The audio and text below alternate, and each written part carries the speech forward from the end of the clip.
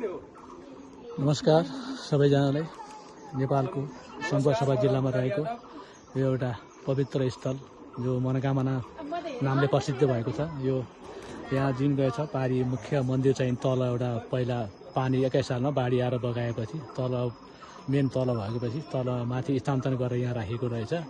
त्यही अन्तर्गत मनोकामना मन्दिर रहेको छ, जहाँ दशैँ पदावधि यज्ञ गर्दाखेरि महादेवको अपमान गरेपछि त्यसरी सतीदेवीले सहन सकेर यज्ञकुण्ड फाल्दा देहत्याग गरेपछि उहाँको मन पतन भएको ठाउँ नै यस मनोकामना मन्दिर भएको यहाँको किंवदन्ती र यहाँको गुरुहरूको भनाइअनुसार सुनियो।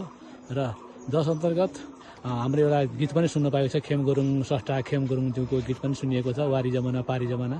पारीपट्टि पारी जमाना यहाँ देखिन्छ भने वारी जमाना यही भगवानको स्थान रहेको छ। यही स्थान पवित्र मन्दिर हो, जसलाई यो सम्बन्धित निकायले यसलाई त्यति महत्त्व नदिएको कारणले छाया पर देखिन्छ।